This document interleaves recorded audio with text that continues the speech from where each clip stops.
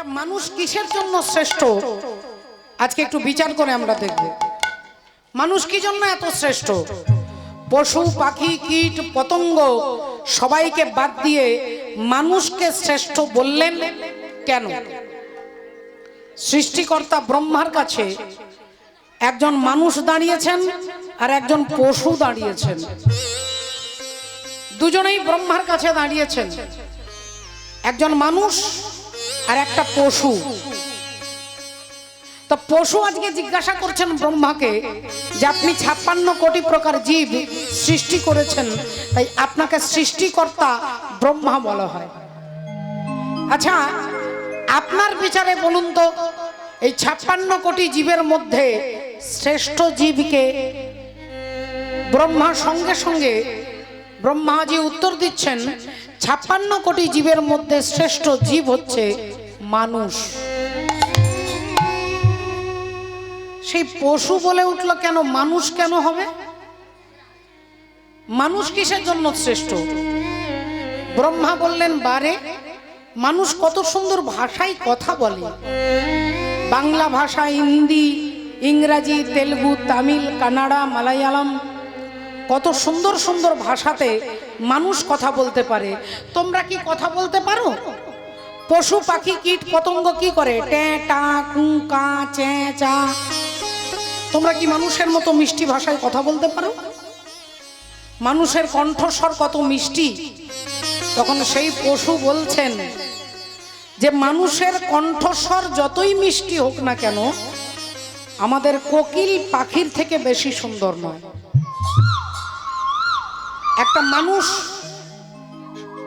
প্রয়াত শিল্পী সন্ধ্যা মুখোপাধ্যায়কে কোকিল কণ্ঠী বলা হতো, তাহলে কোকিলের সঙ্গে কম্পেয়ার করা হতো, তাহলে আমাদের কোকিল, সেই কোকিলের থেকে মিষ্টি ভাষায় মানুষ কথা বলতে পারবে না, তাহলে আমরাই শ্রেষ্ঠ। ব্রহ্মাজি বললেন, না না না না, তোমরা শ্রেষ্ঠ হবে কি করে? মানুষ কত সুন্দর জামা কাপড় পরে, লাল, নীল, হলুদ, সবুজ, কত কালারের কাপড় জামা পরে, তোমরা কি পরতে পারো নাকি? পশু বললেন, হে ব্রহ্মাজি, মানুষ যে কাপড়গুলো পরে, যে কালারের কাপড় পরে, ওই কাপড়টা কাচতে কাচতে রংটা উঠে যায়, ফেড হয়ে যায়, ডিসকালার হয়ে যায়, তাহলে রংটা উঠে যায়। কিন্তু আমাদের হরিণের গায়ে যে নকশা, ময়ূরের গায়ে যে রং, এই রং কোনো সাবানেও ঘষলে উঠবে না, আর এই রংটা কখনো ডিসকালার হয়ে যাবে না।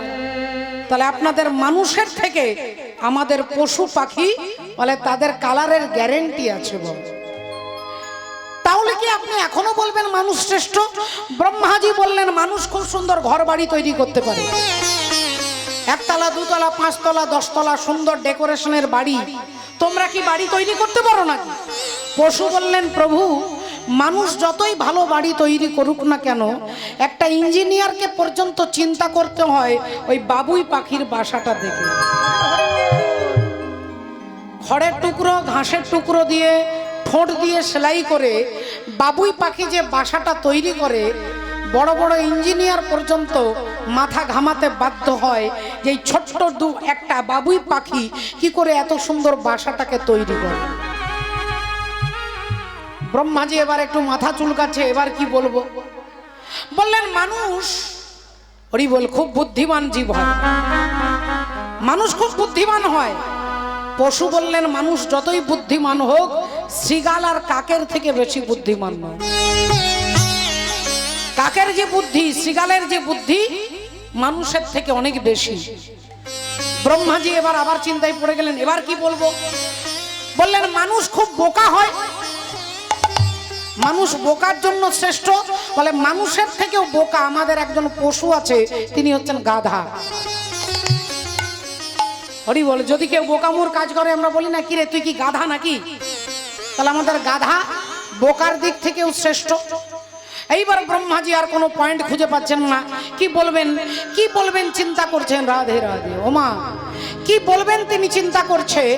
এমন সময় হরি বল, ওমা ভক্তিমতী মায়েরা একটু লক্ষ্য করে দেখুন মা, ব্রহ্মা বললেন মানুষ এই জন্যই শ্রেষ্ঠ যে মানুষ বলে দিতে পারে মোবাইলে দেখুন বৃষ্টি কখন হবে, ভূমিকম্প কখন হবে, এটা বলে দিচ্ছে যে আগামী 7 দিনের মধ্যে এই এলাকায় ভূমিকম্প হবে। তাহলে মানুষ এটা বুদ্ধি করে বিচার করে যন্ত্রের দ্বারা বিচার করে মেপে মানুষ বলে দিতে পারে এখানে ভূমিকম্প হবে। বলে মানুষের অনেক আগে একটা কোনো ব্যাঙ, খোলা ব্যাঙ, সেই ব্যাঙটা পর্যন্ত বুঝতে পারে যে এই এলাকায় ভূমিকম্প হবে। আর ব্যাঙ কি করে না, যে এলাকাতে ভূমিকম্প হবে সেইখান থেকে আগে থেকে তিনি পালায়। তাহলে মানুষের থেকে একটা ব্যাঙ সে অনেক বেশি ট্যালেন্টেড, সে আগে বুঝতে পারে এই জায়গাতে হরি বল রাধে রাধে। টুনটুনি পাখি, টুনটুনি পাখির বাসাটা দেখলে বড় বড় মুনি ঋষিরা বলে দিতে পারতেন যে ঝড়টা কোন দিক থেকে আসবে, ফণি কোন দিক থেকে আসবে। এই পাখির বাসার মুখটা যেদিকে তার উল্টো দিক থেকে আসবে ঝড়। তাহলে পাখি অনেক বেশি মানুষের থেকে সচেতন। তাহলে আপনি কেন বলছেন যে 56 কোটি জীবের মধ্যে শ্রেষ্ঠ জীব হচ্ছে মানুষ? তখন ব্রহ্মাজি মাথা চুলকাচ্ছে, আর তো কিছু বলতে পারছে না, কারণ মানুষের থেকে অনেক বেশি গুণ আছে পশু পাখি কীট পতঙ্গের। একটা মানুষ যদি ভোর 4টের সময় উঠতে যায়, তাকে মোবাইলে অ্যালার্ম দিয়ে ঘুমোতে হয়। অ্যালার্মটা যখন বাজবে তখন সে ভোর 4টের সময় উঠবে। কিন্তু একটা মুরগি বলে তিনি ঘড়িতে অ্যালার্ম দিয়ে ঘুমোই না বাবা, তিনি যেই ভোর হবে তার আগেই মুরগি জেগে যাবে। তাহলে মুরগির জন্য অ্যালার্ম দরকার হয় না, সে এমনি এমনি বুঝতে পারে ভোর হয়ে গেছে। তাহলে আপনি কেন বলছেন শ্রেষ্ঠ? এইবার ব্রহ্মাজি চিন্তা করছে তাহলে তো আমি হেরে যাচ্ছি। তখন ব্রহ্মাজি অনেকক্ষণ পরে চিন্তা করে বললেন মানুষ এই জন্যই শ্রেষ্ঠ, মানুষের থেকে পশু পাখি কীট পতঙ্গ অনেক বেশি বুদ্ধিমান, অনেক বেশি সক্রিয়, কিন্তু মানুষ একটাতেই শ্রেষ্ঠ যে মানুষের যে দুটো হাত আছে, ওই হাত দুটো তুলে চিৎকার করে একটা মানুষ চাইলে নিতাই গৌর প্রেমানন্দে হরি বলবে। একটা মানুষ হরি বল বলতে পারে, কিন্তু পশু পাখি কীট পতঙ্গ যদি মানুষ না শেখায় তাহলে তারা বলতে পারবে না। এই জন্যই হচ্ছে মানুষ শ্রেষ্ঠ, কারণ মানুষ হরিনাম করতে পারে। মানুষ হরিনাম করতে পারে হাসি মাখা বদনে, ছল ছল নয়নে, ওগো আনন্দ কাননে মন ভ্রময়নিবা। একবার হরি বল, হরি উড়ধ্বনি হরি বল।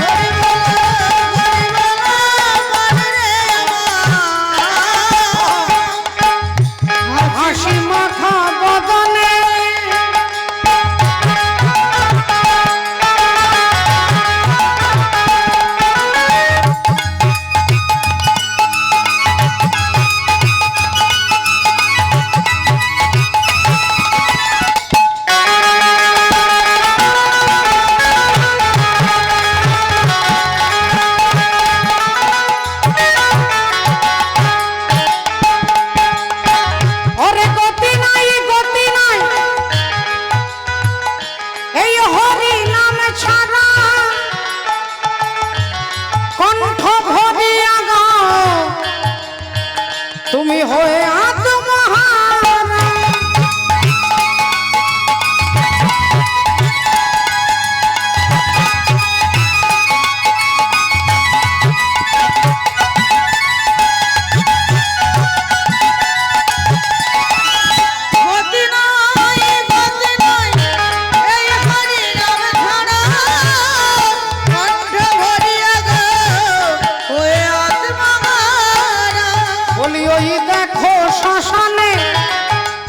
রাত্রি দিনে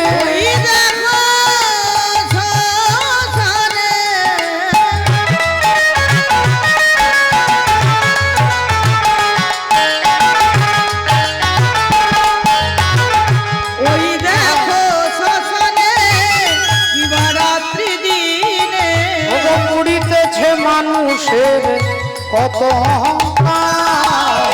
হরি বলো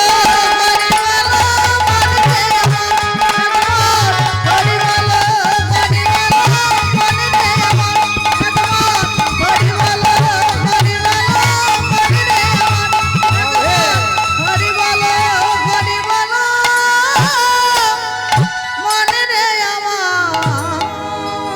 হরিবলা ঠাকুর হরিবল বলাতে আসছেন। রাধে রাধে। এক কৃষ্ণ নামে জীবের যত পাপ হরে, পাপীর সাধ্য নাই জীব তত পাপ করে।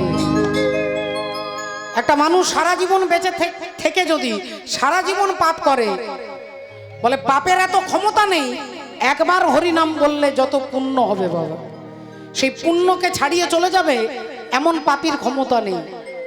ভক্তিমতী মায়েরা একটু ভালো করে লক্ষ্য করে দেখুন মা, ও মা, ভগবানের গুণানুকীর্তন শুনতে আপনারা এসেছেন। আপনি একটা বালতি নিয়ে যদি কুয়োতে জল আনতে যান, ভাবেন কুয়োর জল নেব না, নদীর জল নেব। আবার ভাবলেন নদীতে এমন কি জল আছে, চলে যায় গঙ্গায় জল নেব। গঙ্গায় গিয়ে ভাবলেন গঙ্গার জল এমন কত জল, আমি সাগরে যাব। সাগরে দাঁড়িয়ে ভাবলেন সাগরের জল নেব কেন, আমি সমুদ্রের জল নেব। কিন্তু আপনি এটা ভুলে যাচ্ছেন, আপনি কুয়োতে যান আর নদীতে যান আর সাগরে যান আর সমুদ্রে যান, যেইখানেই যান না কেন, আপনি যে বালতিটা নিয়ে যাচ্ছেন ওই এক বালতি জলের বেশি কুয়ো থেকেও জল উঠবে না, আর সাগর থেকেও এক বালতির বেশি জল নিতে পারবেন, কারণ আপনার আধারটা দেখতে হবে। রাধে রাধে। এক বালতি জল এর বেশি আপনি সাগরে গেলেও পাবেন না আর কুয়োতে গেলেও পাবেন না, কারণ আপনার বালতিটা যত বড় জলটা ততটাই ধরবে। তাই আপনার ভাগ্যে আমার ভাগ্যে যা আছে এর বাইরে কিন্তু আমরা যেতে পারবো না বাবা। তাহলে ভাগ্যকে জয় করতে গেলে আগে কি দরকার? আগে দরকার ভগবত কৃপা, সাধুর কৃপা। সাধু সঙ্গ সর্বশাস্ত্রে কয়, লবমাত্র সাধু সঙ্গ জীবের সর্বসিদ্ধি হয়। লবমাত্র সাধু সঙ্গ জীবের সর্বসিদ্ধি হয়। সাধু সঙ্গ করলে জীবের সর্বসিদ্ধি হবে মা, এটা আপনাকে বিশ্বাস করতে হবে। ভগবানের বিষয়, ভক্তির বিষয় আপনার বিশ্বাসের উপরে নির্ভর করে। কেউ আপনাকে চ্যালেঞ্জ করলে ভগবানকে দেখিয়ে দিতে পারবে না। ভগবান দেখার নয়, ভগবান অনুভবের বিষয়। যদি কেউ বলে আমি ভগবান মানি না, আমি ভগবানকে বিশ্বাস করতে পারি না, আমার কাছে মা, আমার কাছে বাবাই ভগবান, ভগবান বলে আলাদা কেউ নেই। ভক্তিমতী মায়েরা, আপনি যখন আপনার মায়ের পেটের ভেতরে ছিলেন, আপনি কানা ছিলেন না বোবা ছিলেন না কালা ছিলেন, আপনার মা কিন্তু জানতো না। আপনি যখন পেটের ভেতরে ছিলেন, আপনার মা কিন্তু সেখানে আপনাকে খাওয়ায়নি, আর আপনার বাবাও সেখানে খাওয়ায়নি। গর্ভ অবস্থায় কে আপনাকে বাঁচিয়ে রেখেছে? বলে পরমাত্মা ভগবান। আপনি যখন মাতৃগর্ভে ছিলেন তখন এক বিন্দু জল ছিল, আর ওই এক বিন্দু জলটা জমতে জমতে ধীরে ধীরে চোখ হলো, কান হলো, নাক হলো, সমস্ত দেহটা হলো। এটা প্যান্ডেলটা হয়েছে। প্যান্ডেল দেখে আপনার নিশ্চয়ই আপনি বিশ্বাস করবেন যে প্যান্ডেলটা কেউ করেছে।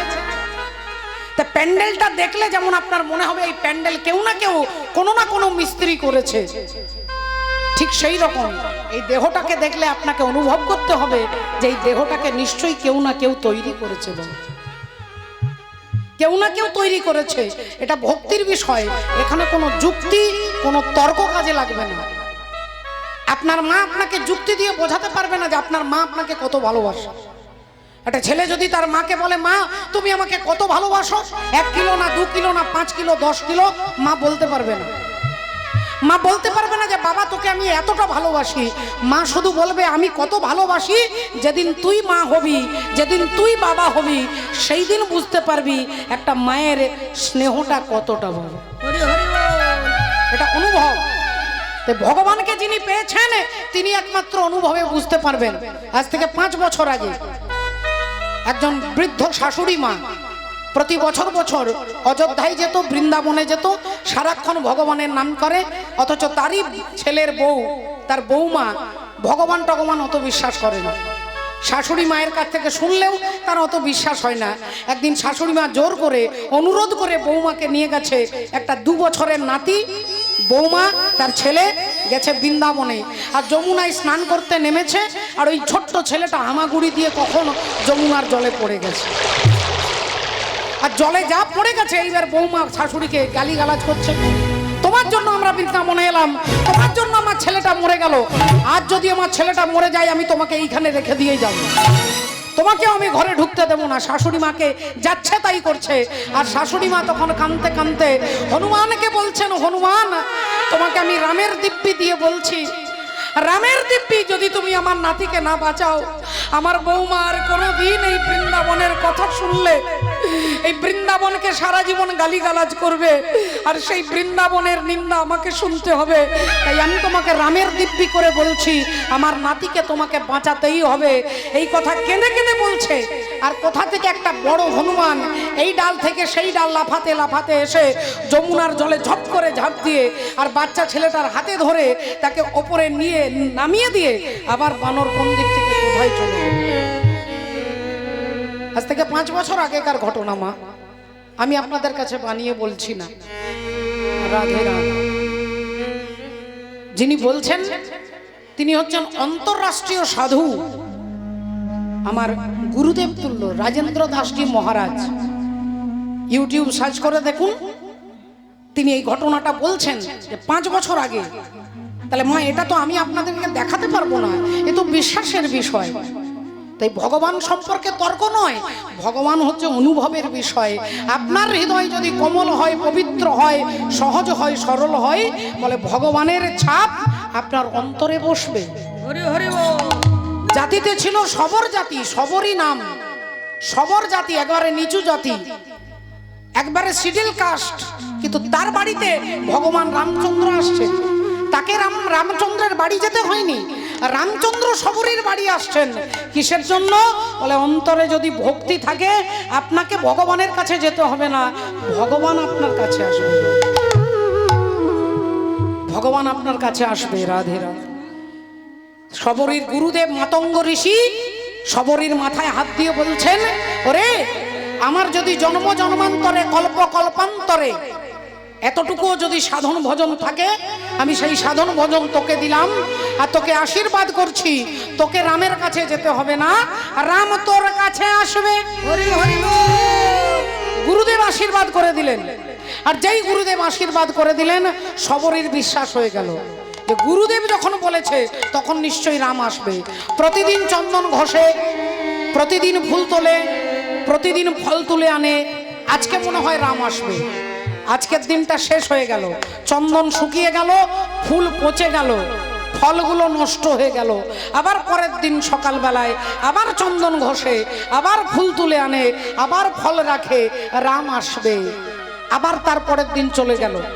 একদিনের জন্য তার মনে হচ্ছে না যে গুরুদেব বলেছে এতদিন হয়ে গেল, কই রাম তো এলো না, তাহলে গুরুদেব মিথ্যে কথা বলছে।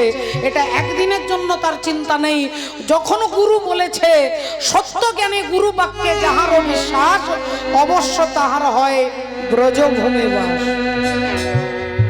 সত্য জ্ঞানে গুরু বাক্যে, গুরুদেবের বাক্যটাকে যদি আপনি 100% বিশ্বাস করতে পারেন, ওই বিশ্বাসটাই আপনার কাজ করবে। মগো গুরুর বাক্যটাই হচ্ছে ভগবানের বাক্য, এটা আপনাকে মেনে নিতে হবে। 13 বছর বয়স থেকে 88 বছর পর্যন্ত প্রতিদিন চন্দন ঘষে, প্রতিদিন ফুল তোলে। একদিনের জন্য মন দুর্বল হয়ে যায়নি।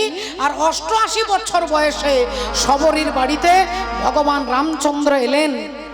সবরী ছুটে গিয়ে রামচন্দ্রকে জড়িয়ে ধরেছে।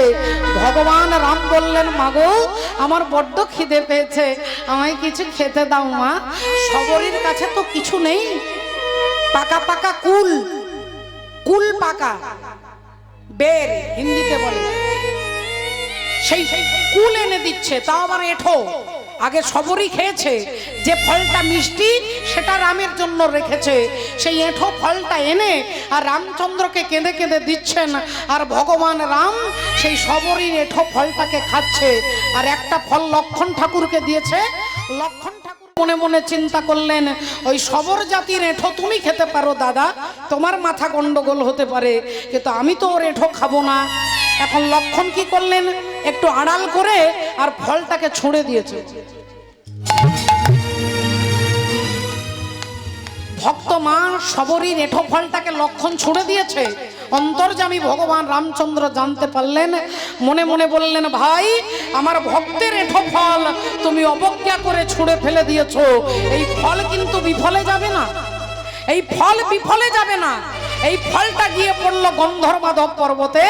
আর যেদিন তোমাকে ইন্দ্রজিৎ শক্তিশালে তুমি যেদিন অজ্ঞান হয়ে পড়ে থাকবে, তুমি যেদিন শক্তিশালে অচৈতন্য হয়ে পড়ে থাকবে, কোনো ডাক্তার কোনো কবিরাজের ওষুধ কাজে লাগবে না। ওই শবরীর এঠো ফলটা গিয়ে পড়লো গন্ধর্বাধব পর্বতে। ওই ফলটা থেকে সৃষ্টি হলো বিশল্যকরণী। আর যেদিন তুমি শক্তিশালে পড়ে থাকবে, ওই হনুমান ওই গন্ধর্বাধব পর্বতটাকে তুলে আনবে। সেই শবরীর এঠো ফল থেকে তৈরি বিশল্যকরণী। ওই বিশল্যকরণী বেটে যখন তোমার মুখে দেবে, সেদিন তুমি চেতনা ফিরে পাবে। তাই একদিন তোমায় খেতে হবে।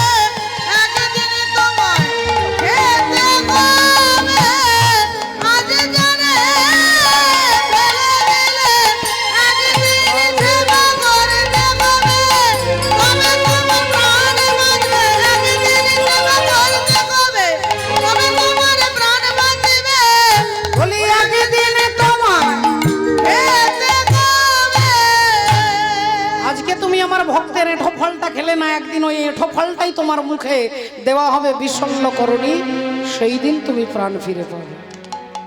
ভক্তিমতী মায়েরা, তাহলে ভক্ত পদধূলি আর ভক্ত পদ জল, ভক্ত ভুক্ত শেষ, এই তিন সাধনের মহাবল। তিন সাধনের মহাবল। যে কোনো একটা জিনিস আপনি নিতে পারেন। ভক্ত পদধূলি, ভক্তের পায়ের ধুলো, ভক্ত পদ জল, ভক্তের চরণামৃত, আর ভক্ত ভুক্ত শেষ, ভক্তের এঁঠো। এই তিনটের মধ্যে যদি একটা নিতে পারেন, তাহলে আপনার জন্ম সার্থক হয়ে যাবে। এই তিন সাধনের মহাবল। রাধে রাধে। এই মাননীয় ভক্তমণ্ডলী ভক্তিমতী মায়েরা, এই কারণে পদকর্তা এক পাশে দাঁড়িয়ে কলম দিচ্ছেন। ওই পূর্ণিমার চন্দ্র যিনি কিরণ প্রকাশ,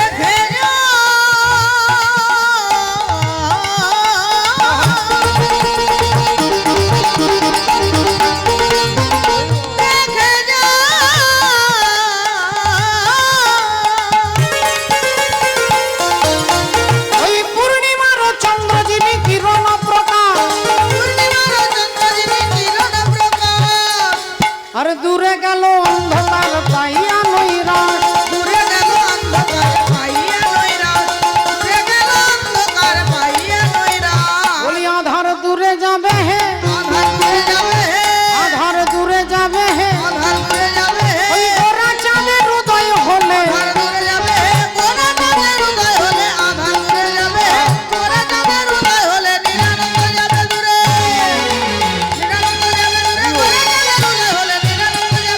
গোরা চাঁদের উদয় হলে। অজ্ঞান অন্ধকার দূরীভূত হবে। ভক্তমণ্ডলী ভক্তিমতী মায়েরা, চৈতন্য মহাপ্রভু কৃপা করে কলির জীবকে সেই হরিনাম মহামন্ত্র দরজায় দরজায় পাঠিয়ে দেবার জন্য এলেন। বাবু দরজায় দরজায় পাঠিয়ে দিতে এলেন। সঙ্গে এলেন কে না? দাদা নিত্যানন্দ আর ভক্তরা রয়েছেন। আপনার 5 তলা বিল্ডিং এর উপরে কাজ হচ্ছে, ওখানে জল কিভাবে যাবে? ওখানে বালতি করে করে আপনি হাতে করে জল নিয়ে যেতে পারবেন না। 5 তলা 10 তলা বিল্ডিং এর উপরে জল যায় মোটরের সাহায্যে। মহাপ্রভু চিন্তা করলেন, কলির জীবের দরজায় দরজায় প্রেম পৌঁছে দিতে গেলে আগে পাইপ ফিট করতে হবে মোটরের সাহায্যে, সর্বত্র জল পৌঁছে দিতে হবে, করুণার জল। তাই সেই ভক্তগণ হলেন কি না ভক্তগণের সাহায্যে মহাপ্রভু কলির জীবের দরজায় দরজায় প্রেম পৌঁছে দিলেন। একটু ভালো করে চিন্তা করে দেখুন। আপনারা সকলে জানেন যে শূর্পণখা এসেছিলেন রামচন্দ্রকে বিবাহ করবে বলে। শূর্পণখা, হরি বল। আর সেই শূর্পণখা রামচন্দ্রকে এসে বলছে যে তুমি আমাকে বিয়ে করো। রামচন্দ্র ইশারা করে বলছে আমার তো স্ত্রী আছে। সীতা দেবীর দিকে দেখে বলছে আমার স্ত্রী আছে, তুমি এক কাজ করো আমার ভাইকে বিয়ে করো, তুমি আমার ভাইকে বিবাহ করো। শূর্পণখা লক্ষণকে গিয়ে বললেন তাহলে আপনি আমাকে বিবাহ করুন। আর রামচন্দ্র ইশারা করলেন, অমনি শূর্পণখার নাক আর কানটাকে কেটে দিলেন। বাবা যেই ইশারা করলেন নাক আর কানটা কেটে দিল, অমনি ঝরঝর করে রক্ত পড়ছে, নাকটা পড়লো মাটিতে। শূর্পণখা কেঁদে কেঁদে বলছে যে প্রভু তুমি তো শুধু একা সীতার স্ত্রী নও, তুমি যদি জগতের পতি হও, হে কৃষ্ণ করুণা সিন্ধু দীনবন্ধু জগৎপতে, সারা জগতের যদি তুমি পতি হও তাহলে কি তুমি আমার পতি নও? হরি হরি বল। তাহলে তোমাকে আমি স্বামী রূপে চেয়েছি, এ তো আমার অপরাধ নয়। তাই তোমার ভাইকে দিয়ে আমার নাক আর কান কাটিয়ে দিলে, আমার এই নাকটা পড়লো মাটিতে, আমার নাক কিন্তু বিফলে যাবে না, এই মাটির সঙ্গে মিশে আমার নাক মাটিতে পরিণত হবে। আর আমিও তোমাকে অভিশাপ দিচ্ছি, যেদিন কলিযুগের দরজায় দরজায় গিয়ে তুমি প্রেম বিতরণ করবে, তোমার ভাই লক্ষণ যে কলিযুগে হবে দাদা নিতাই, লক্ষণ হবে নিতাই। আর নিত্যানন্দ যখন প্রেম বিতরণ করতে যাবে ওই জগাই মাধায়ের কাছে, আর ওই মদের কলসি মদের হাঁড়া ওই মাটির ভাণ্ডটা নিয়ে ওই নিত্যানন্দ কি করবে, ওই মাটি থেকে তৈরি হবে কলসি, আর ওই কলসিটা ছুঁড়ে তোমাকে মারবে। নিত্যানন্দের কপালে মারলো, নিত্যানন্দের কপাল ফেটে দরদর করে রক্ত পড়ছে। নিত্যানন্দ প্রভু এসে বললেন মেরেছ কলসির কানা, তা বলে কি প্রেম দেব না? দেখুন ভক্তের অভিশাপ। আজকে যেমন আমি কাঁদলাম, সেদিনে তুমি কাঁদবে। আজকে আমি ব্যথা পেয়েছি, সেদিন তুমি ব্যথা পাবে। আমিও প্রেম নিবেদন করতে এসেছি, প্রেম নিবেদন করতে এসে ব্যথা পেলাম। তুমি কলির জীবের দরজায় দরজায় ওই জগাই মাধাইকে যখন প্রেম বিতরণ করতে যাবে, তখন তারাও মাটির কলসি ছুঁড়ে তোমার কপালে আঘাত করবে। আমারও রক্ত ঝরেছে, তোমারও রক্ত ঝরবে। ভক্তিমতী মায়েরা, তাহলে মা সেই নিত্যানন্দ প্রভু যিনি করুণার অবতার, বলি নিত্যানন্দ নিত্যানন্দ। আস্তে তালে তালে একটু তালি দিতে হবে মা। নিত্যানন্দ নিত্যানন্দ সবার মনে দেয় আনন্দ।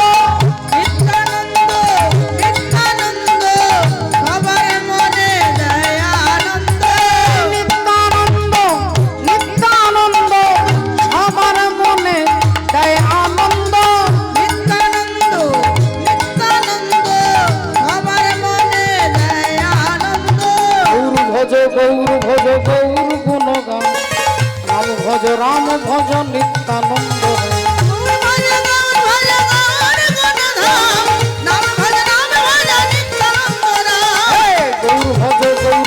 গৌর গুণধাম, নাম ভজ নাম ভজ নিত্যানন্দ।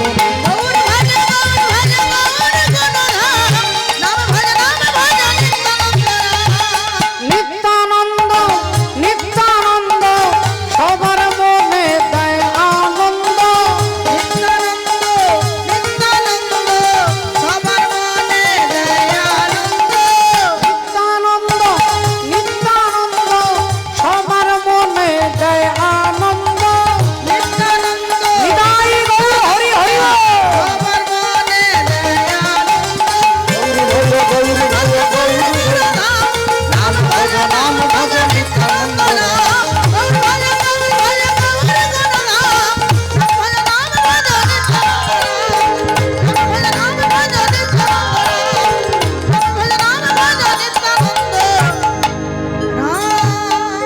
মাননীয় ভক্তমণ্ডলী ভক্তিমতী মায়েরা, এই জন্য বললেন এক কৃষ্ণ নামে জীবের যত পাপ হরে, পাপীর সাধ্য নাই জীব তত পাপ করে।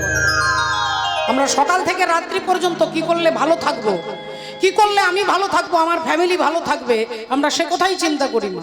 কি করলে আমি সুখে থাকবো, আমার ছেলে মেয়ে নাতি নাতনি জামাই আত্মীয় পরিজন আমরা একটু সুখে থাকবো, এর জন্য সারাক্ষণ চেষ্টা করি, কিন্তু আমরা কেউ সুখী হতে পারি না বাবা। আমরা কেউ সুখী হতে পারি না। এর কারণটাই কি না, সুখী হতে গেলে যে করণীয় সেটা আমরা করতে পারি না।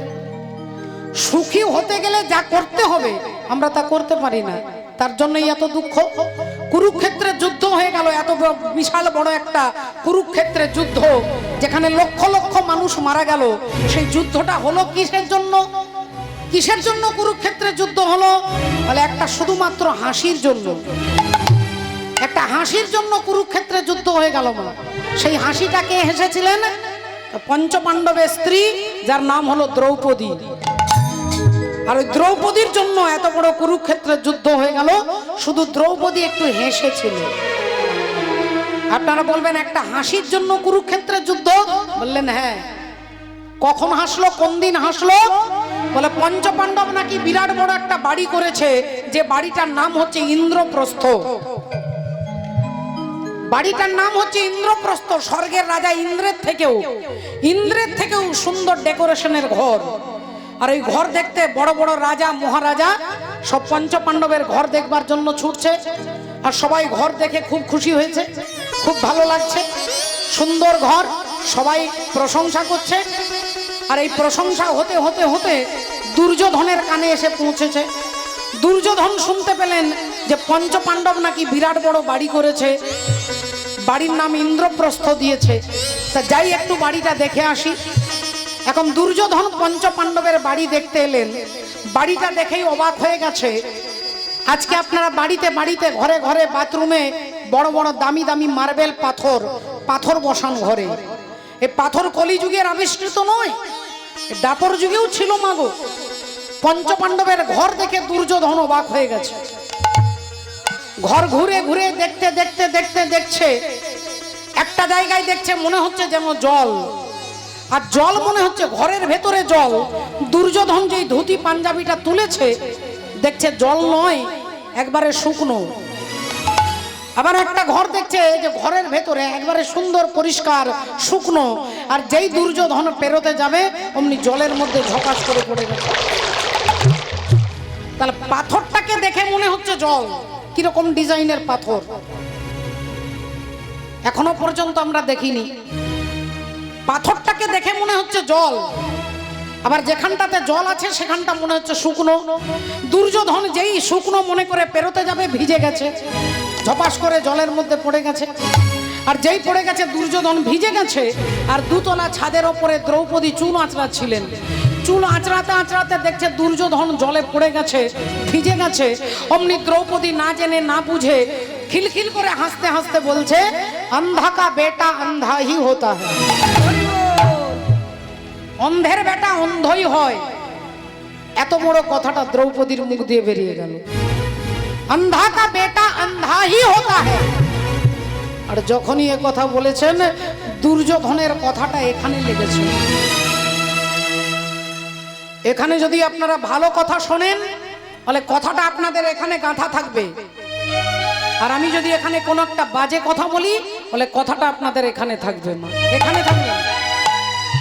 বাজে কথা কানে থাকে না, বাজে কথা প্রাণে থাকে, প্রাণে লাগে। হরি বল, রাধে রাধে। আমি এখানে এসেছিলাম 2013 সালে, আর এটা হচ্ছে 2024 সাল। 13 সালে এসেছি। আপনাদেরকে যে 13 সালে এসেছি এটা বললাম কেন, এটা মনে আছে? তাহলে আমরা কথাটা কি বলি? আমাদের কথাটা মনে আছে। আমরা কি বলি? কানে আছে, কথাটা মনে আছে। তাহলে যেখানটাতে কোনো একটা জিনিস ভালো, এই যে এখানে অনেক মা রয়েছেন, এই জিনিসটা আমার 2013 সাল থেকে এখানে মনে গাঁথা আছে। যখনই দেখলাম তখনই ভাবলাম এখানে তো এসেছিলাম। ঠিক সেই রকম দুর্যোধনকে বলছে অন্ধের বেটা অন্ধই হয়, আর অমনি দুর্যোধনের কথাটা প্রাণে লাগলো। দুর্যোধন মনের দুঃখে ঘর থেকে বেরিয়ে যাচ্ছে। দেখা হয়ে গেল কার সঙ্গে? না মামা শকুনির সঙ্গে। যদি অন্য কোনো সাধুর সঙ্গে দেখা হতো দুর্যোধনের ব্যথাটা কমে যেত, তার মনের আঘাতটা কমে যেত। কিন্তু দুর্যোধনের দেখা হয়ে গেল কার সঙ্গে? না দুরাচারী অত্যাচারী মামা শকুনির সঙ্গে। আর আর শকুনি কি শিক্ষা দিল? বলে এক কাজ করো ভাগ্নে, ওই পঞ্চ পাণ্ডবের সঙ্গে পাশা খেলো, আর পাশা খেলায় তোমাকে যে গুটিটা দেব, আমার বাবা সুবল রাজার বুকের হাড় দিয়ে ওই পাশার গুটি তৈরি হয়েছে। তুমি 4 বললে 4 পড়বে, তুমি 6 বললে 6 পড়বে, তুমি 2 বললে 2 পড়বে, সেই গুটিটা তোমাকে দেব, আর তুমি পাশা খেলায় জিতে যাবে, পঞ্চ পাণ্ডবকে হারিয়ে দেবে। আর ওই পাশা খেলা খেলতে বসলেন দুর্যোধন। আপনারা বলবেন পাশা খেলা তো খারাপ, তাহলে খারাপ কাজটা যুধিষ্ঠির করলো কি করে? খারাপ কাজটা যুধিষ্ঠির করলো কি করে? ভক্তিমতী মায়েরা, এটাই হচ্ছে বিড়ম্বনা, অসৎ সঙ্গের ফল। সেদিন যদি যুধিষ্ঠির বলতেন আমি পাশা খেলবো না, তাহলে এত বড় কুরুক্ষেত্রে যুদ্ধ হতো না। কিন্তু পাশা খেললেন যুধিষ্ঠির, পঞ্চ পাণ্ডব, আর এর ফলটা কাকে ভোগ করতে হলো? বলে অন্ধ রাজা ধৃতরাষ্ট্রকে ভোগ করতে হলো। আপনি বাড়ির মালিক, আপনার বাড়িতে অন্যায় হচ্ছে, আপনি মালিক হয়ে যদি চোখ বন্ধ করে ধৃতরাষ্ট্রের মতো চোখটা বন্ধ করে নেন, ওপরে যমরাজার কাছে কিন্তু আপনি ছাড় পাবেন না। এ সমাজ আপনাকে ছেড়ে দিল, আদালত আপনাকে ছেড়ে দিল, ওপরে যিনি আদালতে বসে আছেন ধর্মরাজ, তিনি আপনাকে ছাড়বে না। পাশা খেলার যে পাপ, সে পাপের ভাগ দুর্যোধন পায়নি, যুধিষ্ঠির পায়নি, এরা কেউ পেলেন না। পেলেন অন্ধ রাজা ধৃতরাষ্ট্র, কারণ তিনি বাড়ির বড়, আর বাড়ির বড় হয়ে তিনি সেটাতে প্রতিবাদ করলেন না। এই প্রতিবাদ না করার জন্য ধৃতরাষ্ট্রকে নরক যন্ত্রণা ভোগ করতে হয়েছিল। আমি বলছি না, মহাভারত বলছে। এই পাশা খেলতে খেলতে একটা একটা করে হেরে যাচ্ছে, রাজ্য হেরে যাচ্ছে, ঘর হেরে যাচ্ছে, অর্জুনকে হেরে গেল, ভীমকে হেরে গেল, শেষে দ্রৌপদীকে নিয়ে এলো পাশা খেলায়। আর পাশা খেলাতে বলছে যদি হেরে যাই দ্রৌপদীকে দেব। আর দুর্যোধন তো আগে থেকেই চালাকি করে রেখেছে, ওই গুটিটা যা বলবে তাই পড়বে। আর অমনি যেই দ্রৌপদীকে হেরে গেল, অমনি দুর্যোধন বলে উঠলো, যা ওকে চুলের মুঠি ধরে টেনে এনে ওর কাপড়টা খুলে দিয়ে এইখানটাতে বসিয়ে দে যা। আর অমনি দুঃশাসন ছুটলেন দ্রৌপদীর ঘরে। সেই দিন ছিল মা দ্রৌপদী রজস্বলা নারী। একটা কাপড় পরে তিনি বসে আছেন, আর সেই চুলের মুঠি ধরে টানতে টানতে দ্রৌপদীকে নিয়ে আসছে। দুর্যোধন বলেছে বিবস্ত্র করে বসিয়ে দিতে হবে। আর অমনি ভরা রাজসভায় এনে দ্রৌপদীকে দাঁড় করালেন। দ্রৌপদী প্রথমেই ছুটে গেলেন অন্ধ রাজা ধৃতরাষ্ট্রের কাছে, বললেন আপনি আমাকে রক্ষা করুন, আমি আপনার বাড়ির কুলবধূ, আমাকে রক্ষা করা আপনার ধর্ম, আপনার পুত্র আমাকে বিবস্ত্র করতে চাইছে। ধৃতরাষ্ট্র মাথাটা নিচু করে চুপ করে বসে পড়লেন। ছুটে গেলেন দাদু ভীষ্মদেবের কাছে। ভীষ্মদেবের কাছে গিয়ে দ্রৌপদী কেঁদে কেঁদে বলছে, আপনি আকুমার ব্রহ্মচারী, আকুমার ব্রহ্মচারী আপনি। আজকে কি ব্রহ্মচারী এই জন্যই রেখেছিলেন নিজেকে, যে আমাকে আজকে উলঙ্গ দেখবার জন্য? আপনি কোনো প্রতিবাদ করছেন না। ভীষ্মদেব মাথা নিচু করে নিলেন, ছুটে গেলেন দ্রোণাচার্যের কাছে। আপনি গুরু দ্রোণাচার্য, আমি আপনাকে ধিক্কার জানাচ্ছি, ধিক্কার আপনার ধনুর্বাণে, আমি আপনাকে ধিক জানাচ্ছি, ধিক। দ্রৌপদী কাঁদতে কাঁদতে যুধিষ্ঠির, ভীম, অর্জুন, নকুল সবার পায়ে ধরলেন, কেউ তাকে বাঁচাতে আসছে না। এইবার দুঃশাসন কাপড়টা ধরে টান দিচ্ছে, কাপড় একবারে কাঁধ থেকে খুলে গেছে, একটা একটা করে কুচি খুলে যাচ্ছে। আর সেই সময় ভগবান রুক্মিণী দেবীর সঙ্গে পাশা খেলছিলেন। পাশার গুটিটা ফেলছে আর একবার করে দরজায় ছুটে যাচ্ছে, আবার আসছে, আবার গুটিটা ফেলছে, আবার রাস্তায় ছুটে যাচ্ছে। রুক্মিণী দেবী বললেন, স্বামী আপনি গুটিটা ফেলে দিয়ে ছুটে যাচ্ছেন, আবার আসছেন, আবার যাচ্ছেন, তা এত চঞ্চল কেন আপনি আজকে? ভগবান বললেন, রুক্মিণী আমার বান্ধবী আজকে বিপদে পড়ে গেছে। আপনার বান্ধবী? বললেন, হ্যাঁ, আমার নাম কৃষ্ণ, আমার বান্ধবীর নাম কৃষ্ণা। দ্রৌপদীর আরেক নাম হচ্ছে কৃষ্ণা।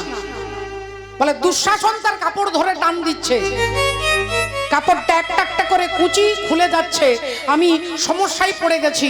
রুক্মিণী দেবী বললেন, তাহলে আপনি পাশা খেলছেন কেন আমার সঙ্গে? আপনি যান, তাকে রক্ষা করুন, আপনি কেমন বন্ধু? হরি হে দীনবন্ধু, তুমি আমারও বন্ধু, বাপেরও বন্ধু, তা তুমি কেমন বন্ধু? তোমার বান্ধবী বিপদে পড়েছে, তুমি এখানে দাঁড়িয়ে আছো। ভগবান বললেন, রুক্মিণী এটাই হচ্ছে আমার সংবিধান, যতক্ষণ পর্যন্ত জীব আমার কাছে সাহায্য না চাই ততক্ষণ আমি ঠুটো জগন্নাথ হয়ে দাঁড়িয়ে থাকব। যতক্ষণ আমার দিকে না তাকাবে ততক্ষণ আমি সাহায্য করতে পারছি না। তাই দ্রৌপদী সবার কাছে ছুটে যাচ্ছে, কিন্তু যারা বাঁচাতে পারবে না দ্রৌপদী তাদের কাছে যাচ্ছে, আর আমি তাকে বাঁচানোর জন্য ছটফট করছি।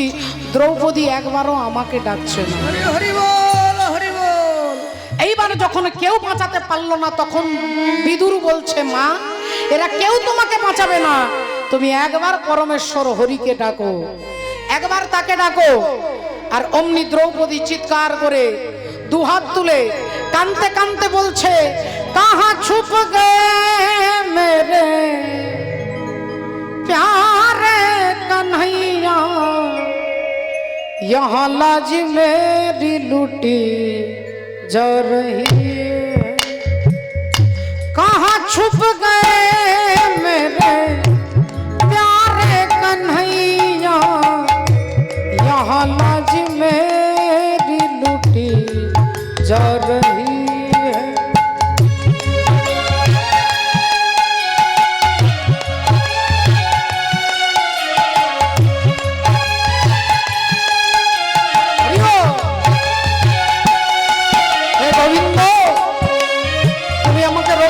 গোবিন্দ, এরা কেউ আমাকে রক্ষা করতে পারছে না, তুমি আমাকে রক্ষা করো, আমার লজ্জা নিবারণ করো গোবিন্দ। जिन्होंने कभी मेरी सूरत न देखी वो देखेंगे आज मेरी नंगे बदन को।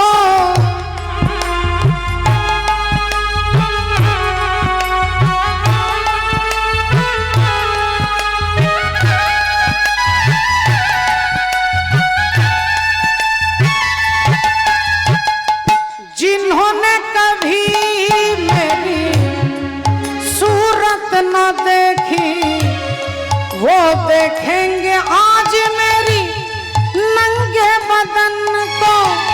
क्योंकि जुए में पति मेरी हार है बाजी, जुए में पति मेरी हार है बाजी, महलों का रानी लूटी जा रही है।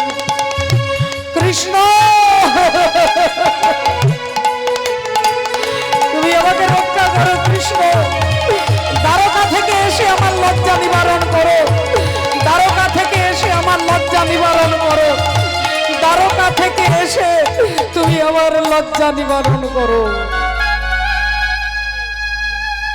শাড়িটা প্রথমে কাঁধ থেকে খুলে গেল, এক একটা কুচি কোমর থেকে খুলে যাচ্ছে, দুঃশাসন টান দিচ্ছে, একটা কুচি, দুটো কুচি, পাঁচটা কুচি, এক একটা করে কুচি খুলে যাচ্ছে। এবার কাপড়টা টানতে টানতে কোমর থেকে খুলে যাবে, আর সেই মুহূর্তে ভগবান শ্রীহরি তিনি নিজেই কাপড় রূপে আসছেন। কাপড়টা কোনো কারখানার কাপড় নয় মা, কাপড়টাই ভগবান। ভগবান বস্ত্র রূপ ধারণ করলেন, ভক্তের জন্য ভগবান কি না করে দেখো। আপনারা ভগবানের কথা শুনবার জন্য কেউ 1/2 কিলোমিটার থেকে, কেউ 5 কিলোমিটার থেকে, কেউ এসেছেন হেঁটে হেঁটে, কেউ মোটর সাইকেলে এসেছেন। যেমন আপনারা দায়িত্ব পালন করছেন তেমনি ভগবানও দায়িত্ব পালন করে। ভগবান কাপড় সাজলেন আর বস্ত্র রূপে আজকে দ্রৌপদীর লজ্জা নিবারণ করছে। ওই দ্রৌপদীর কাপড়ের সঙ্গে মিশে কাপড়ের ভেতরে নারী না নারীর ভেতরে কাপড় বোঝা যাচ্ছে না। দুঃশাসন টানতে টানতে সকাল থেকে সন্ধে হয়ে গেল, কাপড় যখন টেনে শেষ করতে পারলো না, এইবার রাজসভায় যারা যারা দাঁড়িয়েছিল তারা সবাই কেউ উলুধ্বনি কেউ হরিধ্বনি দিয়ে বলছে, দ্বারকাধীশ ভগবান কৃষ্ণচন্দ্র কি জয়, ভগবান কৃষ্ণচন্দ্র কি জয়, ভগবান কৃষ্ণচন্দ্র কি জয়। জয়ধ্বনি দিলেন। দ্রৌপদীর লজ্জা নিবারণ হলো। সকালবেলায় দ্রৌপদী তাড়াহুড়ো করে ছুটে যাচ্ছেন ভগবান শ্রী গোবিন্দের কাছে। আর অমনি ভগবানকে প্রণাম করে বলছেন, সখা কালকে তুমি না থাকলে আজকে আমাকে আত্মহত্যা করতে হতো, কারণ আমাকে রাজসভায় দাঁড় করিয়ে বিবস্ত্র করা হতো, আর এতে আমি আর বেঁচে থাকতে পারতাম না। কিন্তু একটা কথা তোমাকে বলতে হবে, কাপড়টা আমার খুলে যাচ্ছিল, শেষ মুহূর্তে তুমি কাপড়টা দিলে, তা কাপড় দিতে এত দেরি করলে কেন? কাপড়টা দিতে এত দেরি করলে কেন? আজকে তোমাকে বলতে হবে। যখন আমি একবার বললাম দ্বারকা থেকে এসে আমার লজ্জা নিবারণ করো, তুমি তখনই তো কাপড় দিতে পারতে, তুমি এত কাপড় দিতে দেরি করলে কেন? ভগবান বললেন, দ্রৌপদী তুমি একবার মনে করে ভেবে দেখো, তুমি কি বলেছিলে? তুমি বারবার বলছো দ্বারকা থেকে এসে লজ্জা নিবারণ করো, তার মানে আমি দ্বারকায় থাকি, দ্বারকা থেকে এসে তোমার লজ্জা নিবারণ করতে বলছো। একবারও ভেবে দেখলে না যে আমি শুধু দ্বারকায় থাকি না, আমি যেমন 24 পরগনাতেও আছি, আমি যেমন হাওড়াতেও আছি, হুগলিতেও আছি, আমি তেমনি নবদ্বীপেও আছি, আমি তেমনি বৃন্দাবনেও আছি। তুমি যেখানে দাঁড়িয়ে আমাকে ডাকবে, হিরণ্যকশিপুর তার পুত্র প্রহ্লাদকে বলছে তোর হরি থাকে কোথায়? প্রহ্লাদ বললেন যেদিকে তাকাবে হরি সেখানে আছে। হরি যেমন ওই ঠাকুর ঘরে আছে, হরি সেই রকম বাঁশ ঝুড়েও আছে, ওই বাঁশ ঝাড়ের ভেতরেও হরি আছে। যদি আপনার ডাক সত্য হয়, ওই বাঁশ ঝাড়ের ভেতর থেকে পরমাত্মা হরি বেরিয়ে আসবে। তুমি বললে দ্বারকা থেকে এসে লজ্জা নিবারণ করো, আমি ছিলাম হস্তিনাপুরে, তোমাকে একবার বলতেই কাপড়টা দিতে যাচ্ছিলাম, কিন্তু তুমি যদি বারবার একটাই কথা রিপিট করছো, দ্বারকা থেকে এসে লজ্জা নিবারণ করো, দ্বারকা থেকে এসে লজ্জা নিবারণ করো, আমি ভাবলাম দ্বারকা না গেলে মনে হয় তুমি কাপড়টা নেবে না, তাই হস্তিনাপুর থেকে ছুটলাম দ্বারকা, আবার দ্বারকা থেকে হস্তিনাপুর আসলাম। এই যেতে আর আসতে যত দেরি হয়ে গেল, এর মধ্যে তোমার সমস্ত কাপড় খুলে গেছে, একটাই কোণ বেঁচে ছিল, এই তবে গিয়ে আমাকে কাপড়টা দিতে দেরি হয়ে গেল। হরি বল, হরি বল। আপনি যদি ভাবেন যে ভগবান শুধু বৃন্দাবনে আছে, তাহলে দক্ষিণ 24 পরগনা আসতে দেরি হবে। আর আপনি যদি ভাবেন যে আপনি সর্বত্র তিনি আছে, রাধে রাধে বলে আপনি যেভাবে ডাকবেন ভগবান সেইভাবে আসবে। তনকে তඹুরে মে দো सांसों की तार बोले जय सिया राम राम जय राधे श्याम।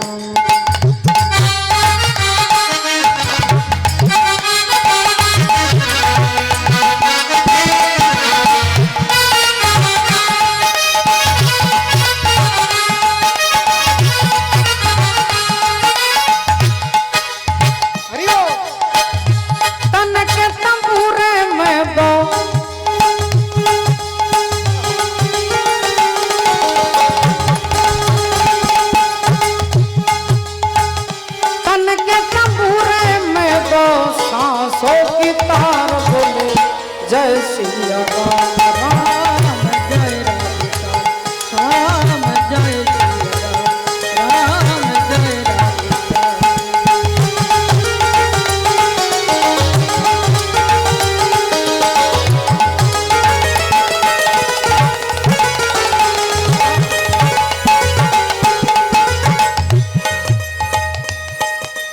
लगन लगी लीलाधारी में,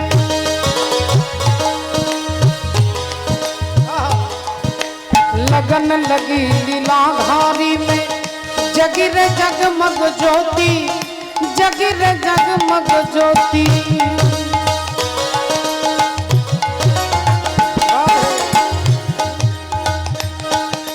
लगन लगी लीलाधारी में, जगिर जगमग ज्योति, जगिर जगमग ज्योति।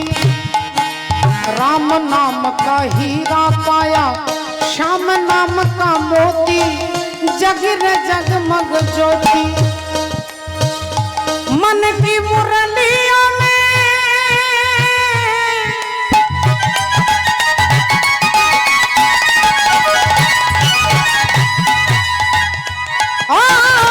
मन की मुरलियों में, मन की मुरलियों में आंसुओं की धारा। जय श्री राम